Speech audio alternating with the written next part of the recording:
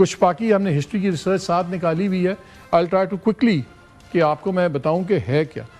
یہ ہے مونٹرو کنونشن ایک ہوا تھا. تاریخ کیا ہے؟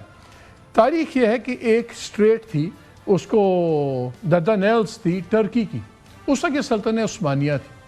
تو یہ جو اسٹریٹ تھی یہ اس کا بھی ایسے کہ ملکیت کا مسئلہ تھا, اور یہ تھی اس وقت سلطنت عثمانیہ, آٹومن امپائر کہتے ہیں.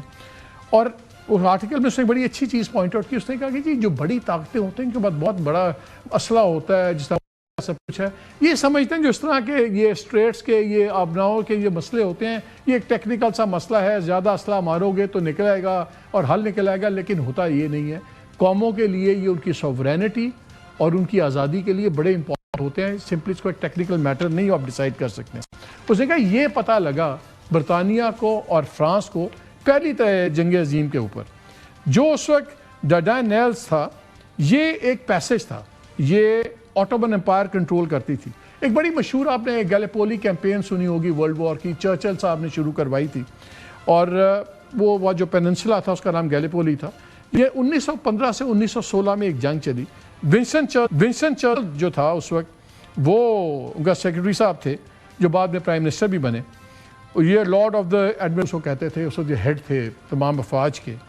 انہوں نے کہا ان کا خیال تھا کہ کیونکہ آٹومنز جو ہیں یہ جرمنی کی سائڈ پہ جنگ پہ شامل ہوئے ہیں, تو اگر ان کو سلطنت عثمانیہ کو ہرانے کا طریقہ یہ ہے کہ آپ سپلائی روٹ کھولیں رشیا کو, اور ادھر سے ہم اسٹریٹ پہ قبضہ کریں گے اور گھس جائیں گے. اینڈ میں کیا ہوا, 1,30,000 لوگ اس جنگ میں مارے گئے.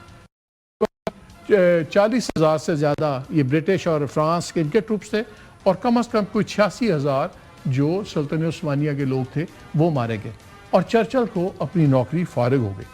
اور یہ جو گولی ہے یہ ترکی کی تاریخ میں بڑا امپورٹنٹ چیز ہے. اور یہی مصطفیٰ کمال, جن کو ہم ماڈرن ترکی کا بانی کہتے ہیں, اور ان کو ایک بہت ہی احترام سے ترکیہ میں دیکھا جاتا ہے, جس کو بعد میں اتا ترک کا نام ہوا, یہ اس وقت بھی فوج کے ایک افسر تھے.